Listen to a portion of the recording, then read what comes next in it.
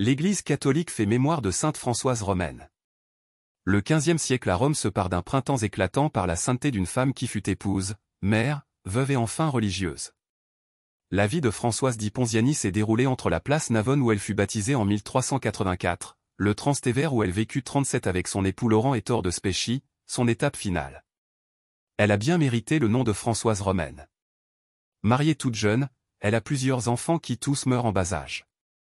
La plaie de cette douleur ne se fermera jamais dans son cœur. De plus, son mari, membre du parti Guelf, devra partir en exil.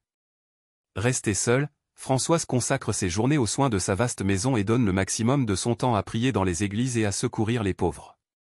La terrible peste qui dévaste Rome en 1414 donne à Françoise le motif du don total selon l'évangile du Christ. Avec d'autres dames romaines, elle organise une communauté religieuse non cloîtrée, selon l'esprit de saint Benoît, des oblates dans le monde. Pour le public, Françoise reste une grande dame, épouse fidèle et parfaite maîtresse de maison. Personne ne devine les faveurs spirituelles dont elle est gratifiée. Elle aimait son mari avec tendresse, à travers leurs épreuves. Elle avait un grand ami, son ange gardien, son confident qui la guidait et la réconfortait. À la mort de son époux, Françoise rejoint ses compagnes oblates de saint Benoît, au couvent édifié par Ettore di Specchi.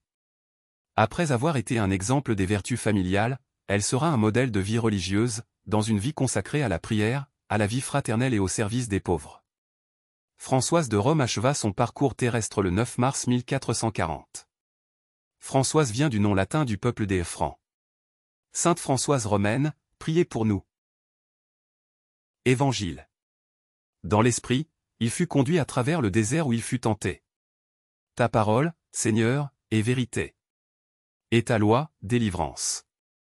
L'homme ne vit pas seulement de pain, mais de toute parole qui sort de la bouche de Dieu. Ta parole, Seigneur, est vérité. Et ta loi, délivrance. Évangile de Jésus-Christ selon saint Luc.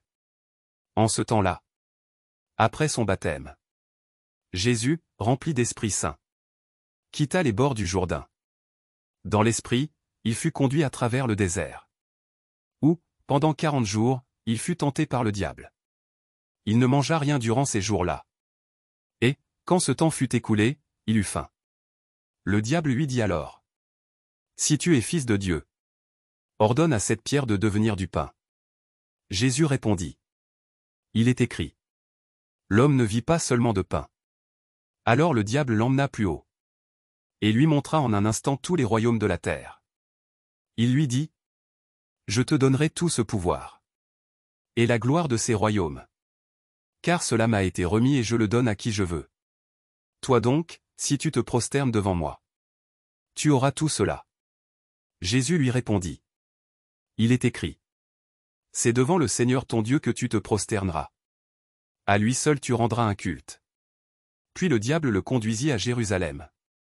Il le plaça au sommet du temple. Et lui dit: Si tu es fils de Dieu, dissiège-toi en bas. Car il est écrit: Il donnera pour toi, à ses anges, l'ordre de te garder. Et encore, ils te porteront sur leurs mains, de peur que ton pied ne heurte une pierre. Jésus lui fit cette réponse. Il est dit: Tu ne mettras pas à l'épreuve le Seigneur ton Dieu. Ayant ainsi épuisé toutes les formes de tentation, le diable s'éloigna de Jésus jusqu'au moment fixé. Acclamons la parole de Dieu. Louange à toi Seigneur Jésus.